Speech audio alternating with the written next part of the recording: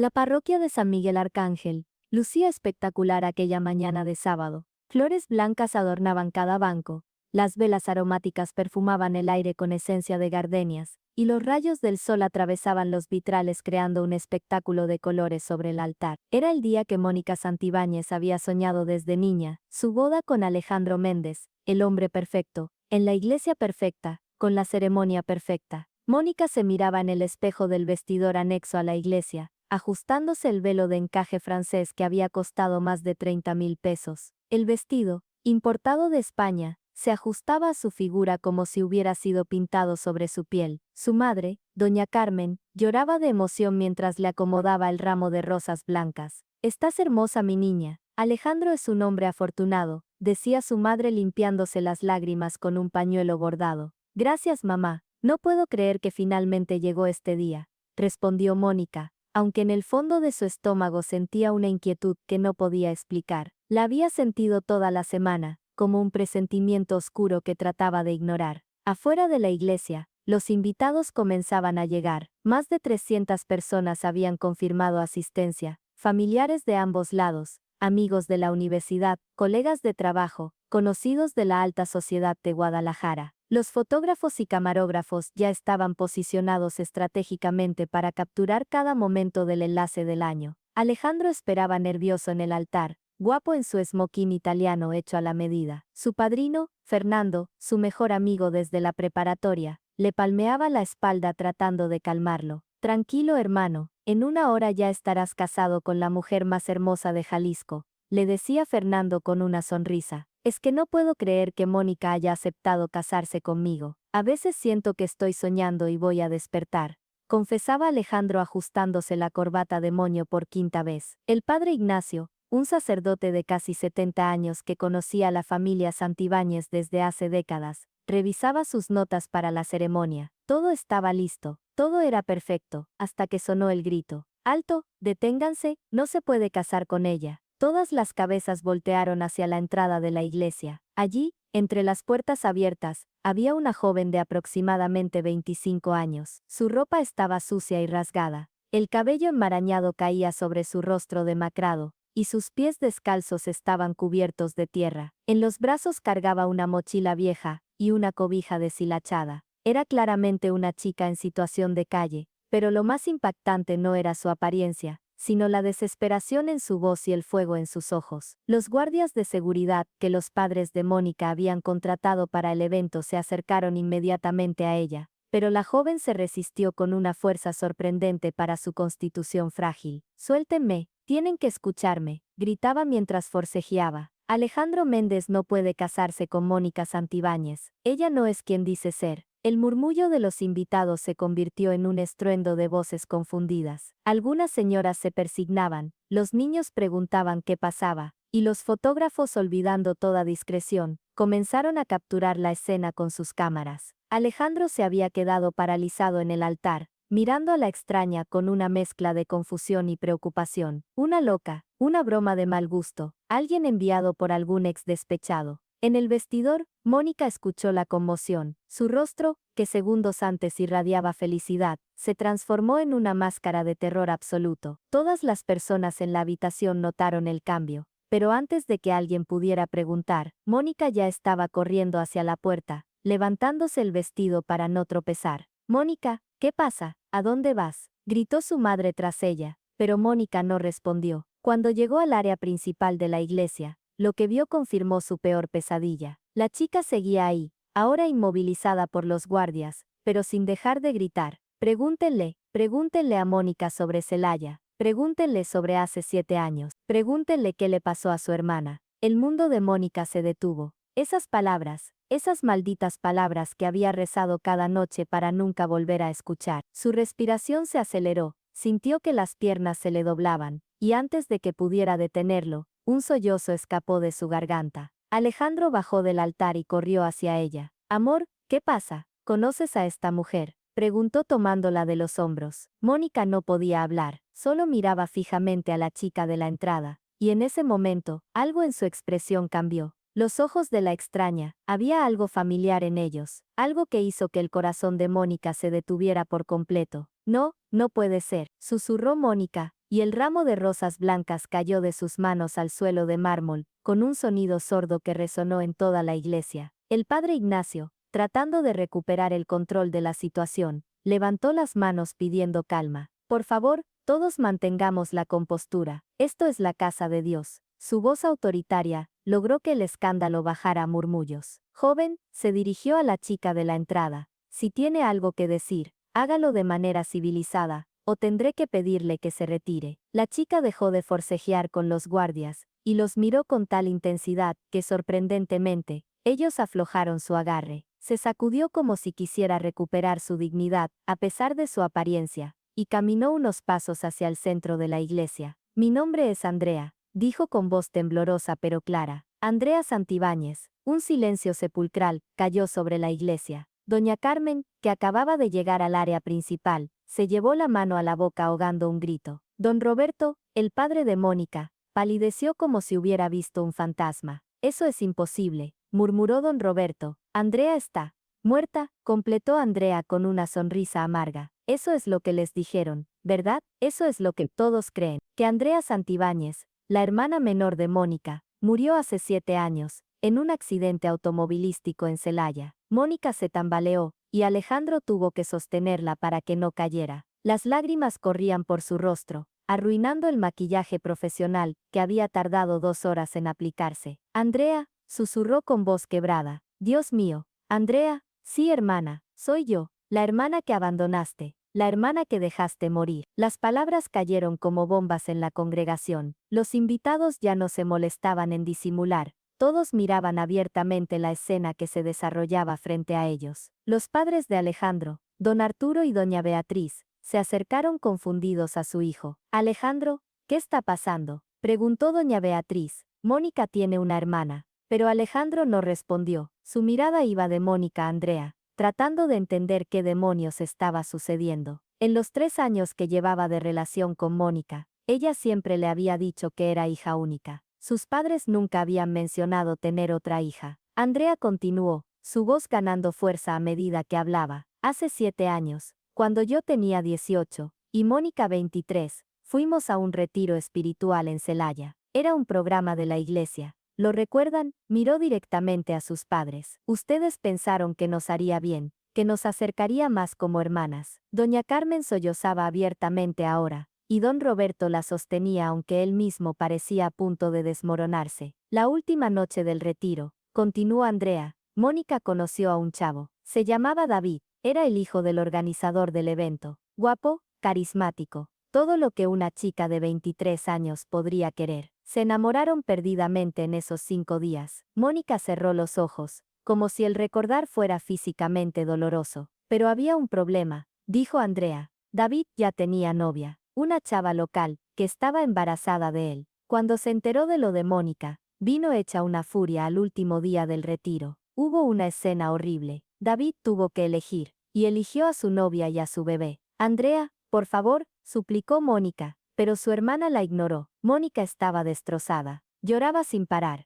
Esa noche, después de la cena de despedida, me pidió que la llevara a dar un paseo en el coche que papá nos había prestado. Dijo que necesitaba aire. Yo, como la hermana menor tonta que era, acepté. Andrea hizo una pausa, y todos pudieron ver cómo las lágrimas comenzaban a rodar por sus mejillas, dejando rastros limpios en su rostro sucio. Íbamos en la carretera cuando Mónica vio a David caminando solo por el acotamiento. No sé qué pasó por su cabeza en ese momento. Tal vez fue el coraje, tal vez la humillación, tal vez una locura temporal, pero aceleró el coche directamente hacia él. Los gritos de shock llenaron la iglesia. Alejandro soltó a Mónica como si quemara. Eso es mentira, gritó Mónica. Estás loca, siempre has estado loca. ¿En serio?, replicó Andrea. Entonces explícales a todos qué pasó realmente esa noche. Explícales por qué el coche quedó destrozado. Explícales por qué David terminó en el hospital con fractura de cráneo y 2 piernas rotas. Explícales por qué tú saliste ilesa mientras yo, en el asiento del copiloto, terminé con trauma cerebral y amnesia. Don Roberto dio un paso adelante, con las manos temblorosas. Andrea, mi niña, no es lo que piensas. Fue un accidente. Tu hermana perdió el control del coche. Eso fue todo, un accidente. La risa de Andrea fue escalofriante. Papá, Recuperé la memoria hace 6 meses. 6 meses de recordar todo, de procesar lo que mi propia hermana me hizo. Ella no perdió el control. Ella aceleró intencionalmente. Y cuando yo grité que parara, cuando jalé el volante para evitar que matara a David, el coche se volcó. Ese fue el verdadero accidente. Fernando, el padrino de Alejandro, se acercó a Andrea con cautela. Señorita, esas son acusaciones muy graves. Si es cierto lo que dice, ¿por qué no fue a la policía? ¿Por qué venir aquí en el día de la boda? Andrea lo miró con una tristeza infinita. Porque después del accidente, cuando desperté en el hospital sin recordar nada, mis padres y Mónica me dijeron que yo había sido quien conducía, que yo había causado el accidente por ir a exceso de velocidad, que David casi muere por mi culpa. Las miradas se volvieron hacia don Roberto y doña Carmen, quienes no podían mirar a nadie a los ojos. La culpa, la vergüenza, fue demasiado para mí, continuó Andrea. No podía vivir con lo que creía que había hecho. Así que un día simplemente, me fui. Dejé la clínica de rehabilitación donde estaba. Dejé mi vida. Y me convertí en esto. Señaló su ropa harapienta. Durante años viví en las calles, castigándome por algo que ni siquiera había hecho. Cariño, doña Carmen intentó acercarse, pero Andrea retrocedió. No, no me llames cariño. Me abandonaron, cuando más los necesitaba. Ustedes eligieron proteger a Mónica y su reputación perfecta. Me dejaron creer que era una asesina. Me dejaron destruirme mentalmente. Nosotros pagamos tu rehabilitación. Explotó don Roberto. Te dimos todo. Todo, me dieron todo. Andrea rió con amargura. Me quitaron mi identidad, mi verdad, mi cordura. Y cuando huí, ni siquiera me buscaron de verdad. Fue más fácil decirle a la gente que había muerto, ¿verdad? Más fácil que admitir que su hija perfecta era una mentirosa, y que la otra estaba loca vagando por las calles. Alejandro finalmente encontró su voz, aunque sonaba extraña incluso para él mismo. Mónica la miró como si fuera una desconocida. Tienes una hermana. Todo este tiempo me mentiste sobre tu familia. Mónica abrió la boca pero no salieron palabras. Sus ojos iban de Alejandro a Andrea a sus padres, buscando desesperadamente una salida, una explicación que pudiera salvar la situación. El padre Ignacio intervino nuevamente, su rostro mostrando la lucha interna entre su deber pastoral y su shock personal. Creo que sería prudente que todos tomemos un respiro. Esta ceremonia obviamente no puede continuar así. Propongo que la familia Santibáñez y la señorita Andrea tengan una conversación privada. No, gritó Andrea. Ya tuve suficiente de conversaciones privadas y secretos familiares. Vine aquí, porque Alejandro merece saber la verdad antes de atarse de por vida a una mentirosa. Alejandro se alejó de Mónica, que intentó tomarlo del brazo. Amor, por favor, déjame explicar. ¿Explicar qué? La voz de Alejandro salió más dura de lo que pretendía. Explicar por qué me dijiste que eras hija única. Explicar por qué tu hermana está viva cuando supuestamente murió. O explicar si realmente me intentaste atropellar a alguien. Fue hace 7 años. Era otra persona. Estaba enamorada y me hicieron daño. Mónica sollozaba incontrolablemente. ¿Y eso justifica intentar matar a alguien?, preguntó Fernando, quien hasta ese momento había estado callado. Hermano, puso una mano en el hombro de Alejandro. Creo que necesitas pensar muy bien esto. Doña Beatriz, la madre de Alejandro, se acercó a su hijo con determinación. Alejandro Rafael Méndez, no puedes casarte con esta mujer. No ahora. No hasta que sepamos toda la verdad. Beatriz, no te metas. Intervino doña Carmen. Tú no entiendes lo que pasó. Fue una situación complicada. ¿Complicada? La voz de don Arturo, el padre de Alejandro, retumbó en la iglesia. Llamar complicado al intento de homicidio. Y al encubrimiento, complicado es mentirle a mi hijo durante 3 años sobre la existencia de su cuñada. Los invitados murmuraban cada vez más fuerte. Algunos sacaban sus teléfonos para grabar, otros simplemente miraban boquiabiertos. Era el escándalo social más grande que Guadalajara había visto en años. Andrea, viendo que había captado la atención de todos, decidió revelar más. Hay algo más que Alejandro debe saber, dijo, y sacó de su mochila raída un sobre amarillento. Después de recuperar la memoria, contraté a un investigador privado con el poco dinero que pude reunir pidiendo limosna. Quería pruebas de lo que recordaba. Le extendió el sobre a Alejandro, quien dudó antes de tomarlo. Dentro había fotografías y documentos. Esos son los reportes médicos de David Contreras, el chavo que Mónica intentó atropellar. También están las declaraciones que él dio a la policía en ese entonces. Él les dijo a los oficiales que el coche lo embistió intencionalmente. Pero mis padres miró con odio a don Roberto. Arreglaron todo con dinero. Le pagaron a David y a su familia para que retiraran los cargos. Le pagaron al hospital para que modificaran algunos reportes. Incluso le pagaron al abogado que manejó mi caso para que me declarara mentalmente incapacitada. Don Roberto estaba lívido de ira. Hice lo que tenía que hacer para proteger a mi familia. David quedó bien. Le pagamos su tratamiento médico. Le dimos dinero para su hijo. Todos quedaron bien, excepto yo, dijo Andrea con voz rota. Yo no quedé bien, yo quedé destruida. Alejandro revisaba los documentos con manos temblorosas. Había fotos de David en el hospital, vendajes cubriéndole la cabeza, las piernas enyesadas. Había declaraciones escritas a mano donde David describía cómo una camioneta blanca se salió de su carril y me embistió directamente.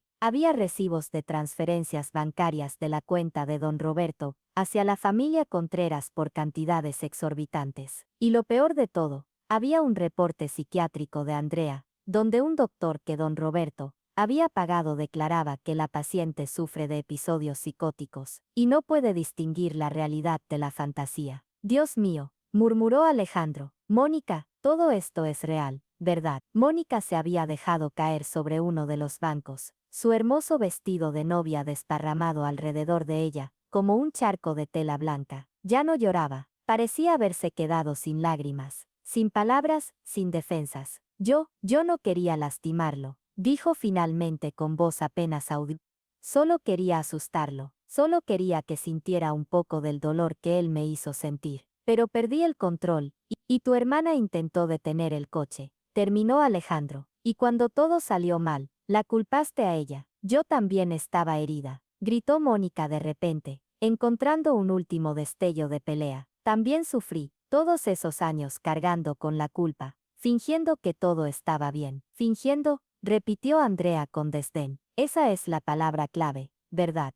Hermana, fingiste por 7 años. Fingiste ser hija única. Fingiste ser una buena persona. Fingiste merecer el amor de un hombre bueno como Alejandro. Alejandro miró a Mónica, y en sus ojos ella pudo ver el fin de todo. No había amor ahí, ni comprensión, ni siquiera compasión, solo había decepción y traición. No puedo casarme contigo, dijo Alejandro, y las palabras resonaron en la iglesia, como una sentencia final. No así, no con todas estas mentiras. Se quitó el anillo de bodas que ya tenía puesto, listo para la ceremonia, y lo dejó en el banco junto a Mónica. Lo siento, agregó, aunque no estaba claro si se disculpaba con Mónica o consigo mismo. El padre Ignacio, viendo que la situación había alcanzado un punto crítico, tomó una decisión. Creo que lo mejor es que todos nos retiremos, anunció con voz firme. Esta ceremonia está oficialmente pospuesta. Las familias necesitan tiempo para procesar todo esto en privado.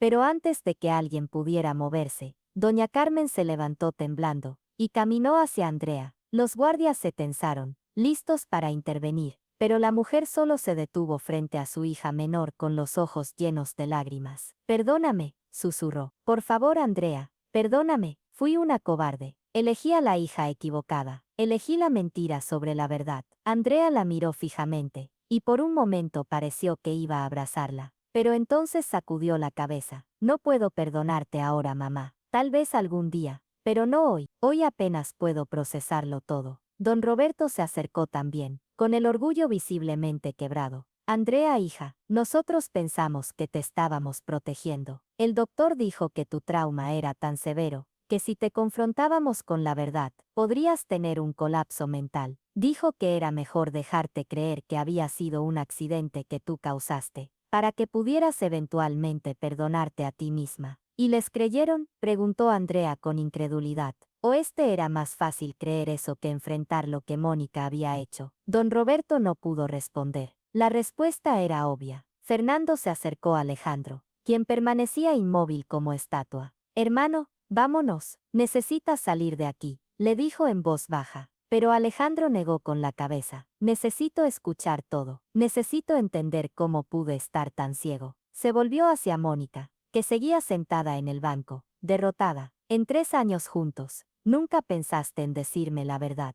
Ni siquiera cuando hablábamos de tener hijos. Ibas a criar a nuestros hijos en esta mentira también. Mónica lo miró con ojos suplicantes. Tenía tanto miedo de perderte. Tú eres bueno, Alejandro. Eres todo lo que yo quería ser. Si te decía la verdad, si te contaba sobre mi pasado, sé que me hubieras dejado. Tienes razón, dijo Alejandro, con una calma que era más devastadora que cualquier grito. Te hubiera dejado, porque no puedo estar con alguien capaz de mentir tan profundamente. No puedo construir una vida con alguien cuya base es la falsedad. Andrea, quien había estado observando el intercambio, sintió una punzada de algo que no esperaba sentir, compasión por su hermana. A pesar de todo, a pesar del dolor y la traición, Mónica también era una víctima de sus propias decisiones. Sí, pero víctima al fin. Mónica, dijo Andrea, y su voz había perdido parte de su dureza. No vine aquí solo para arruinar tu vida. Vine porque necesitaba que reconocieras lo que hiciste. Necesitaba escucharte decir la verdad,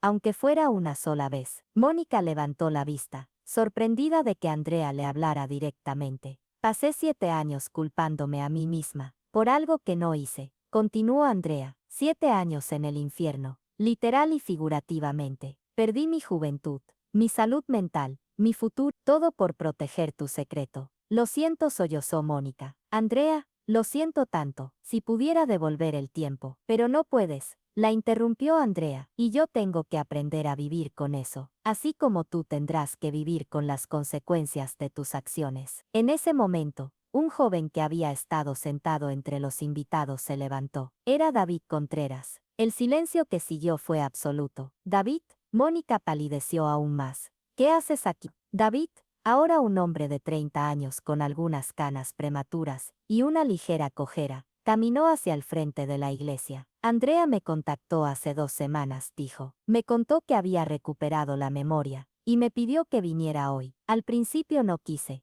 había dejado todo eso en el pasado. Pero entonces pensé en mi hijo, que ahora tiene 7 años, y en cómo le enseño todos los días sobre la importancia de la verdad. Se volvió hacia Mónica. Durante años te odié lo que me hiciste, cómo casi me matas, cómo casi le quitas un padre a mi hijo. Pero con terapia y tiempo, logré perdonarte, no por ti, sino por mí, porque el odio me estaba consumiendo. David, déjame terminar, dijo él. Te perdono por lo que me hiciste a mí, pero lo que le hiciste a tu hermana, eso es imperdonable. Ella era inocente, y la dejaste cargar con tu culpa. Eso es más cruel que cualquier cosa que me hicieras a mí. Se volvió hacia Alejandro. No te conozco, pero por lo que Andrea me contó, eres un buen hombre. Mereces mejor que esto. Mereces una pareja que te valore lo suficiente como para ser honesta contigo. Alejandro asintió, sin poder articular palabra. David luego se acercó a Andrea y le extendió la mano. Gracias por tener el valor de hacer esto. Sé que no fue fácil. Andrea estrechó su mano, y en ese gesto simple, había algo de cierre, de círculo que se completaba. Tenía que hacerlo, dijo ella, por mí y por todos los que merecen la verdad. Doña Beatriz, la madre de Alejandro, se acercó entonces a Andrea con cautela. Señorita Andrea, no nos conocemos, pero me gustaría que supiera que si necesita ayuda, un lugar donde quedarse, algo de comer, estamos aquí para apoyarla. Andrea la miró sorprendida. Era la primera vez en 7 años que alguien fuera de un refugio le ofrecía ayuda sin conocerla. ¿Por qué haría eso por mí? Porque mi hijo estuvo a punto de casarse con su hermana, sin saber la verdad, respondió doña Beatriz. Usted nos salvó de un error terrible. Es lo menos que podemos hacer. Don Arturo asintió junto a su esposa. Además, agregó, si la mitad de lo que hemos escuchado hoy es cierto, usted ha sufrido injustamente. Eso nos duele como padres. Andrea sintió que las lágrimas volvían a sus ojos, pero estas eran diferentes. No eran lágrimas de dolor o rabia, sino de algo que no había sentido en mucho tiempo. Esperanza.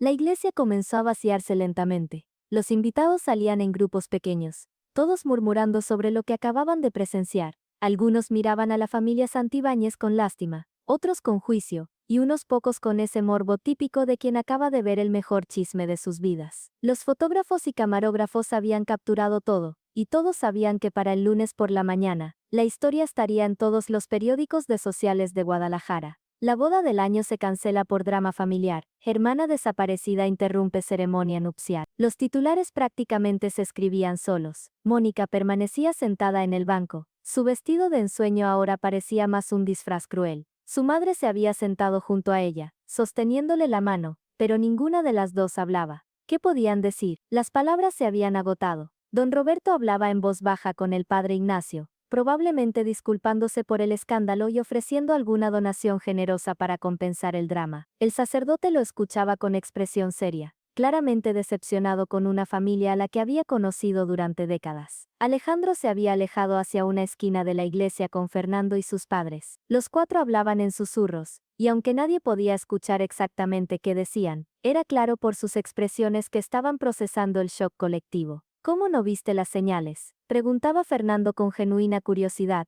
no con juicio. 3 años, hermano. Nunca hubo algo raro. Alejandro se pasó las manos por el cabello, desacomodando el gel que lo había mantenido perfectamente peinado. Hubo cosas, admitió, pequeñas cosas que ignoré, como el hecho de que nunca quería hablar de su infancia, o que siempre cambiaba de tema cuando yo preguntaba por sus abuelos o tíos. Decía que su familia era pequeña y privada. Yo lo respeté porque pensé que tal vez había tenido una niñez difícil. ¿Y sus padres nunca mencionaron nada?, preguntó doña Beatriz. Nunca. Don Roberto y doña Carmen siempre fueron amables conmigo, pero ahora que lo pienso, siempre había cierta tensión en las reuniones familiares, como si estuvieran midiendo cada palabra que decían, porque estaban protegiendo la mentira, dijo don Arturo con disgusto. Dios mío, Alejandro, ¿qué familia más disfuncional elegiste? Arturo lo reprendió su esposa. No es momento para eso. Nuestro hijo está sufriendo, y era verdad. Detrás de la indignación y la confusión, Alejandro estaba devastado.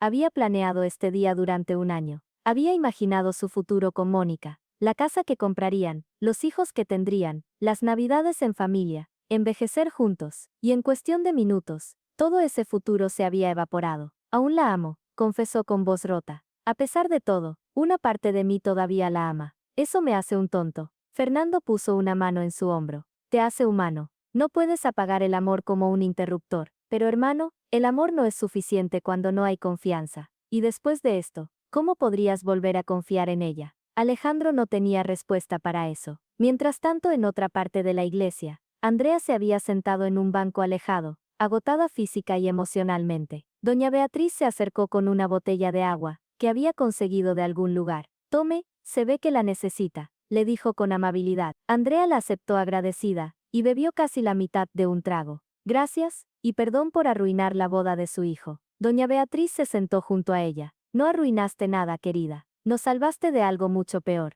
Imagina que Alejandro se hubiera casado sin saber todo esto. Imagina los años de mentiras que habrían continuado. Aún así, debe odiarme un poco. Nadie quiere este tipo de drama en el día de su boda. Te sorprendería lo que una madre es capaz de perdonar cuando se trata de proteger a su hijo, dijo doña Beatriz con una sonrisa triste. Cuéntame, ¿dónde has estado viviendo? Andrea bajó la mirada, avergonzada, en diferentes refugios, principalmente. A veces en las calles cuando no hay espacio. He estado en Guadalajara durante los últimos 2 meses, tratando de juntar valor para hacer esto. ¿Y qué vas a hacer ahora? Andrea se encogió de hombros. No lo sé, supongo que volver a las calles. Ya cumplí mi misión, ya dije mi verdad. De ninguna manera, dijo doña Beatriz con firmeza. Vas a venir a casa con nosotros. Te daremos un cuarto, comida caliente, ropa limpia, y mañana te ayudaremos a encontrar la ayuda que necesitas. Terapia, documentos, trabajo, lo que sea. Andrea la miró con los ojos llenos de lágrimas. ¿Por qué? ¿Por qué es tan amable conmigo? Ni siquiera me conoce. Porque soy madre, respondió doña Beatriz simplemente. Y cuando veo a una joven que ha sufrido injustamente, mi instinto es ayudar. Además, agregó con un toque de humor, técnicamente ibas a ser mi cuñada. Eso tiene que contar para algo. Andrea soltó una risa sorprendida entre las lágrimas. Era la primera vez que reía genuinamente en años. En ese momento Mónica finalmente se levantó del banco, con el vestido arrastrándose detrás de ella como una cola de novia fantasma. Caminó hacia donde estaba Andrea. Doña Carmen intentó detenerla, pero Mónica la apartó suavemente. Se detuvo frente a su hermana menor, y las dos mujeres se miraron en silencio. 7 años de dolor, resentimiento, culpa y amor retorcido colgaban entre ellas como un muro invisible. Andrea, comenzó Mónica, y su voz era apenas un susurro. No espero que me perdones. No espero que entiendas. pero necesito que sepas que cada día de estos 7 años he pensado en ti. Me he odiado por lo que hice. ¿Pero no lo suficiente como para decir la verdad?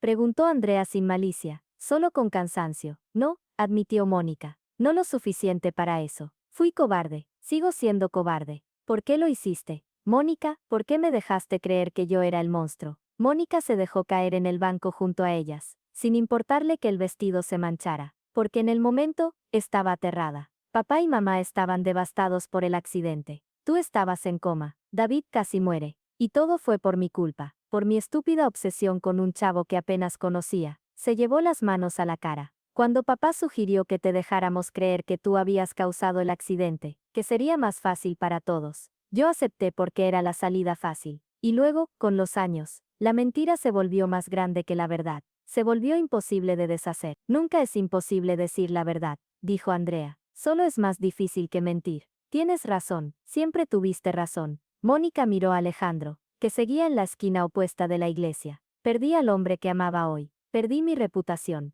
Perdí mi futuro. Pero lo más triste, es que lo perdí todo hace 7 años. Solo que no tuve el valor de admitirlo hasta ahora. Doña Carmen se acercó a sus 2 hijas con pasos vacilantes. Niñas, mis niñas. Su voz se quebró. Sé que no tengo derecho a pedir nada, pero les ruego que algún día puedan perdonarnos. Su padre y yo, creímos que estábamos haciendo lo correcto. El camino al infierno está empedrado de buenas intenciones. Mamá, dijo Andrea, pero sin el veneno de antes. Ustedes tomaron decisiones que pensaron me protegían, pero solo me lastimaron más. Lo sé, sollozó doña Carmen. Lo sé y viviré con esa culpa el resto de mi vida. Don Roberto finalmente se unió al grupo familiar. Se veía más viejo de lo que había lucido esa mañana, como si los años se hubieran caído sobre él en cuestión de horas. Andrea, dijo con voz ronca, sé que es mucho pedir, pero ¿hay alguna posibilidad de que podamos reconstruir nuestra relación? ¿De que vuelvas a ser parte de esta familia? Andrea miró a cada uno de ellos, su padre, su madre, su hermana, la familia que la había traicionado, pero también la familia que en algún retorcido sentido,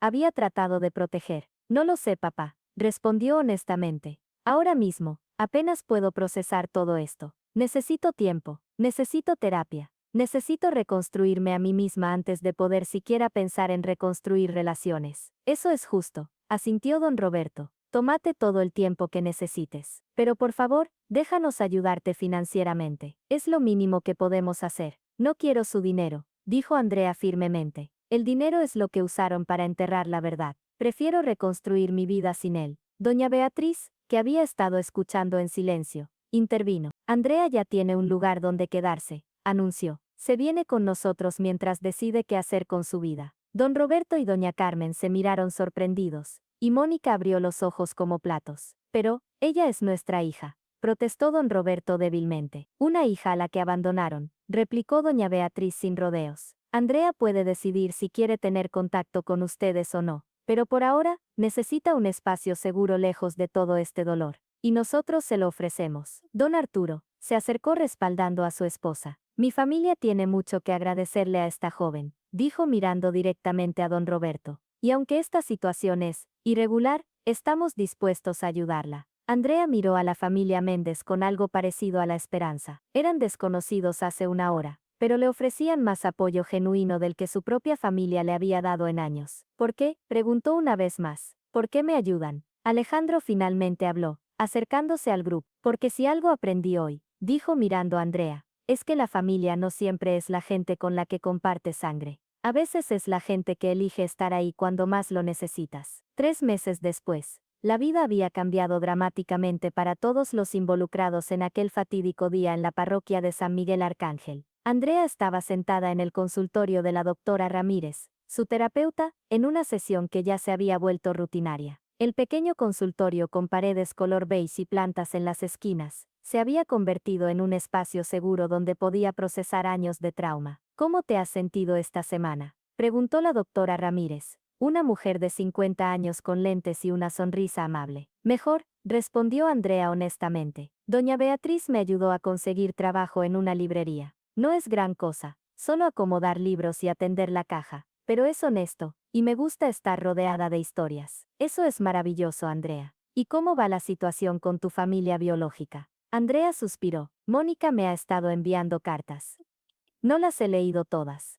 Algunas sí, está en terapia también, trabajando en sus problemas. Dice que dejó Guadalajara y se fue a Querétaro para empezar de nuevo lejos del escándalo. ¿Y tus padres? Los vi la semana pasada. Fue raro, mamá lloró durante una hora. Papá apenas podía mirarme a los ojos. Pero hablamos, realmente hablamos por primera vez en años. No estamos bien todavía, pero tal vez algún día. El perdón es un proceso, no un evento, le recordó la doctora. No tienes que apresurarte. Andrea asintió. Había aprendido eso en los últimos meses. El perdón no era algo que dabas una vez, y ya estaba. Era algo que construías día a día, decisión a decisión. ¿Y qué hay de Alejandro?, preguntó la doctora. ¿Cómo está él? Una pequeña sonrisa cruzó el rostro de Andrea. Está bien, rompió completamente con Mónica. Obviamente, está enfocado en su trabajo y pasando mucho tiempo con su familia. Hemos hablado un par de veces. Es un buen hombre. Mónica no merecía a alguien como él.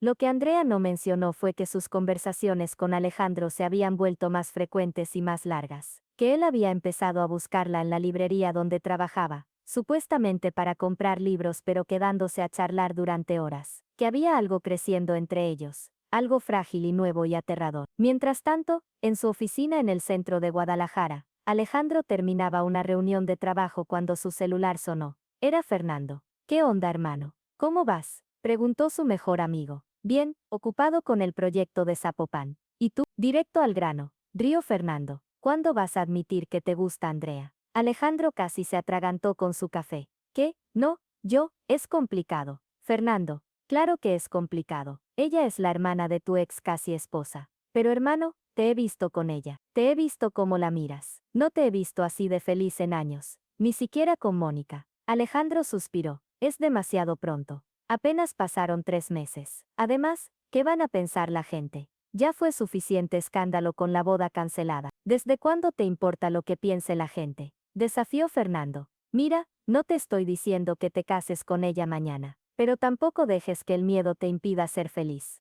Andrea es una mujer increíble que ha pasado por el infierno y salió del otro lado. Si sientes algo por ella, explóralo. Después de colgar, Alejandro se quedó mirando por la ventana de su oficina. Fernando tenía razón. Se había estado mintiendo a sí mismo sobre lo que sentía por Andrea. Pero también era cierto que la situación era complicadísima. En la casa de los Santibáñez, doña Carmen limpiaba obsesivamente la casa que ahora se sentía vacía sin Mónica. Don Roberto estaba en su estudio, mirando viejas fotos familiares de cuando las niñas eran pequeñas, y todo parecía más simple. El timbre sonó. Doña Carmen abrió la puerta, y se sorprendió al ver a Andrea parada ahí, con un ramo de flores en las manos.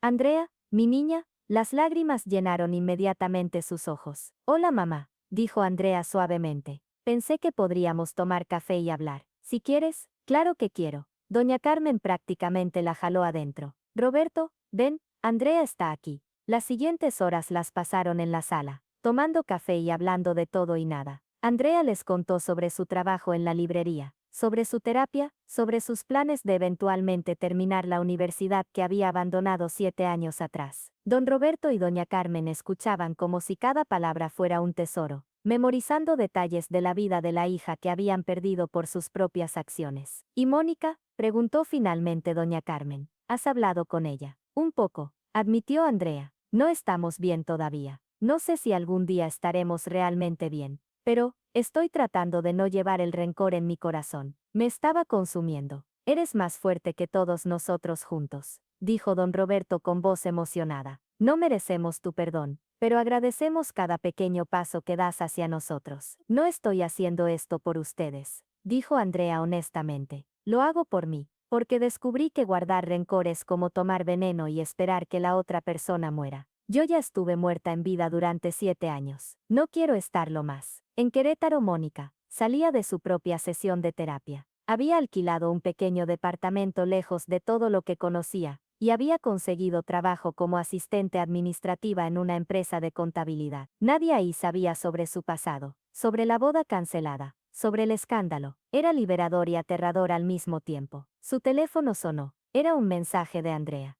Fui a ver a mamá y papá hoy. Estaban bien. Pensé que querrías saberlo. Era el mensaje más largo que Andrea le había enviado en meses. Mónica lo leyó varias veces, buscando señales de sarcasmo o resentimiento, pero solo encontró información simple. Respondió, Gracias por decirme. Me alegro de que los visitaras. Espero que tú también estés bien. No hubo respuesta, pero Mónica no se desanimó. Sabía que reconstruir una relación con su hermana tomaría años, si es que alguna vez era posible. Pero al menos Andrea le hablaba. Era un inicio. David Contreras, por su parte, había seguido la historia desde lejos. Cuando Andrea le llamó para agradecerle por haber ido a la iglesia ese día, él le había deseado lo mejor y le había dicho que si algún día necesitaba hablar, él estaría disponible. Había cerrado ese capítulo de su vida definitivamente, y aunque la cojera le recordaba todos los días lo que había pasado, ya no sentía rabia, solo una profunda paz de saber que la verdad finalmente había salido a la luz. Un sábado por la tarde, 6 meses después del incidente de la boda, Alejandro estaba en la librería donde trabajaba Andrea. Oficialmente estaba ahí, para comprar un libro de arquitectura,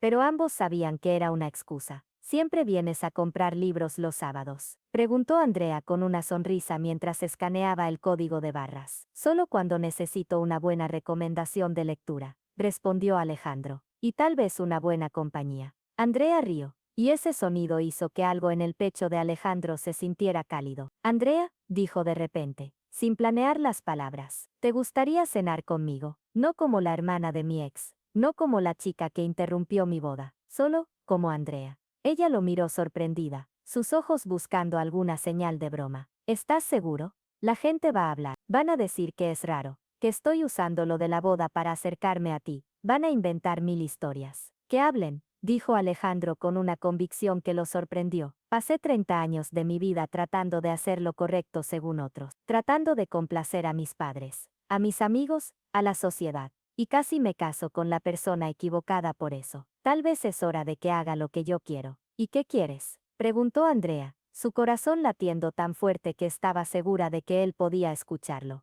Quiero conocerte. No la versión traumatizada que gritó en una iglesia. No la víctima de una familia disfuncional, sino tú, la mujer que le gustan los libros, que trabaja duro para reconstruir su vida, que tiene el valor de perdonar lo imperdonable. Andrea sintió lágrimas en sus ojos, pero por primera vez en mucho tiempo. Eran lágrimas de felicidad. Sí, dijo. Me encantaría cenar contigo. La primera cita llevó a una segunda, y luego a una tercera. Y antes de que ambos lo supieran, se habían vuelto inseparables. Era extraño, complicado, y definitivamente no era la historia de amor convencional. Pero era real, construido sobre honestidad absoluta y respeto mutuo. Doña Beatriz y don Arturo observaban el floreciente romance con una mezcla de preocupación y alegría. Era poco ortodoxo, sin duda, pero también era hermoso ver a su hijo genuinamente feliz. ¿Crees que están cometiendo un error?, le preguntó don Arturo a su esposa una noche. No, respondió doña Beatriz con certeza. Creo que están curando las heridas del pasado de la mejor manera posible, construyendo algo nuevo y honesto juntos. Un año después del día que debió ser su boda con Mónica,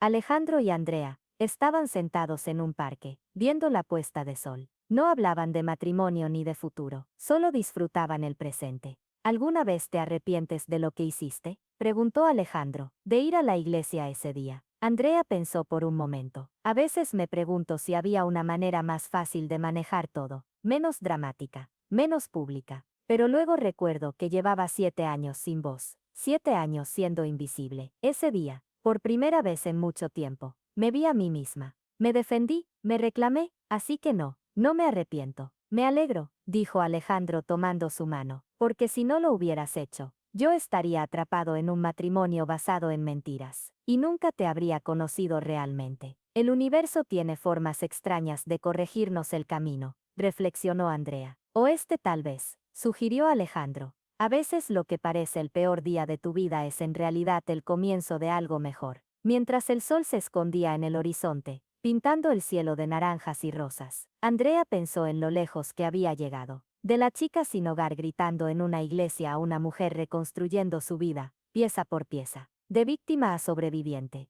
derrota a sanando. Y aunque sabía que el camino adelante aún tenía obstáculos, por primera vez en años, miraba hacia el futuro con esperanza en lugar de miedo. En Querétaro, Mónica también miraba el mismo atardecer desde su pequeño balcón. Había escuchado rumores de que Alejandro y Andrea estaban saliendo. En lugar de resentimiento, sorprendentemente sintió alivio. Si no podía tener su final feliz, Al menos dos personas buenas que había lastimado podrían encontrar felicidad juntas. Escribió una carta esa noche. No la enviaría de inmediato, tal vez nunca. Pero necesitaba escribir las palabras. Querida Andrea, no espero que leas esto. No espero tu perdón. Pero necesito que sepas que te veo. Finalmente te veo. Y veo lo que te hice. Lo que te quitamos papá, mamá y yo. Te quitamos tu identidad, tu cordura, tus años de juventud. Y todo por proteger mi imagen, mi reputación, mi conveniencia. Si Alejandro encontró en ti lo que yo no pude darle, honestidad, valentía, autenticidad, entonces al menos, algo bueno salió de todo este dolor. Estoy trabajando en ser mejor. No para recuperar lo que perdí, porque sé que eso es imposible, sino porque me di cuenta de que la persona con la que más necesito estar en paz es conmigo misma. Ojalá algún día, en muchos años, tal vez, podamos sentarnos a tomar café sin que haya dolor entre nosotras. No como éramos antes, porque nunca volveremos a ser esas hermanas, pero tal vez como algo nuevo, algo construido sobre verdad. Te quiero aunque no merezca quererte. Mónica dobló la carta y la guardó en un cajón.